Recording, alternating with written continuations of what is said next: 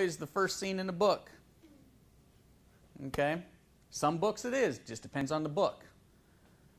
Now, you want to pick a point that is going to be a dramatic point, which might be 150 pages in. Now, pick a dramatic point that's going to draw out your main character, whether it's the hero or the villain. Now, pick out a very dramatic point, because you've got to hook the reader within the first 5 pages, which is the first 5 minutes of your film. Go ahead. All right, exactly what I said. Pick an inciting incident that reflects the main character or poses a question to the audience. Go ahead. The audience needs to be hooked in the first 5 pages of your screenplay. All right, here's 3 more things to remember. Go ahead. Remember to KISS. Write only what is filmable and your dialogue. Go ahead. KISS stands for Keep It Simple, Stupid. Okay? Best acronym that you're ever going to have in screenwriting. Okay? Because, the first time that you write your story, it's probably going to be 130 some odd pages or more. All right?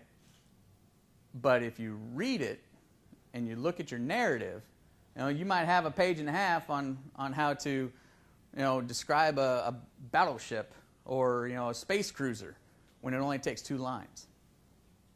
Okay? Go ahead. A novel may take 20 pages to describe a galactic battlecruiser. Think brevity. Go ahead. Exterior battlecruiser morning. That's all you need. That's it. Go ahead. Everything else is left up to the discretion of the director, the cinematographer, and the set designer. Okay? George Lucas's Imperial Starfleet looked just like a Christmas tree with antennas. That's his description. A Christmas tree with antennas. Go ahead. All right, write only what can be seen. Film is visual stimulation. Thoughts, ideas, memories cannot be seen unless through dialogue, action, and nuance. Remember that talking heads. Okay? If you've got 2 guys arguing in a boardroom, okay, instead of just having them talk, have them, go at each other. They get right up in each other's faces, okay, and then they move back. Not only are their words having pitches or peaks and lulls to it, but their physical actions. Okay, so that takes the talking heads part of it out of the whole equation, because instead of them just standing there talking to each other, they're moving about in an agitated way towards each other. All right, it's not fighting yet, but it's still bringing the intensity. Go ahead. All right, your dialogue. If you've noticed in most novels, your characters are going to talk in complete sentences and be very affluent. Go ahead. All right. And a lot of that's not going to transfer over very eloquently to a screenplay where your characters are individuals. Okay? And make them seem that way. Use contractions like we do in everyday speech. Use slang words.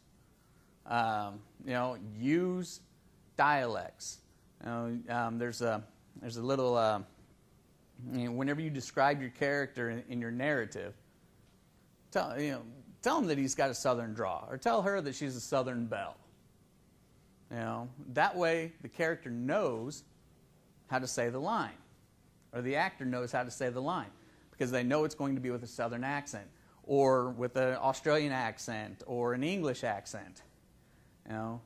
Let the actor know the character that they're playing, and it's really simple to do that, and it makes their dialogue a lot more believable. Go ahead. All right. This is actually the group that I founded, which is the Screenwriters of Tomorrow. We meet every Saturday of the month, Safety Harbor Library. Starting in September, we've got flyers in the back if you guys want to grab a flyer.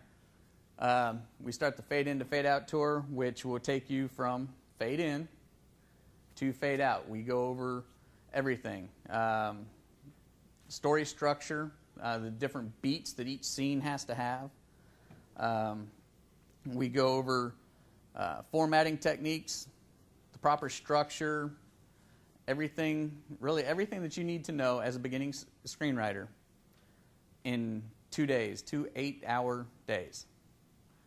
And it'll be well worth your time if you're a beginning screenwriter to attend this.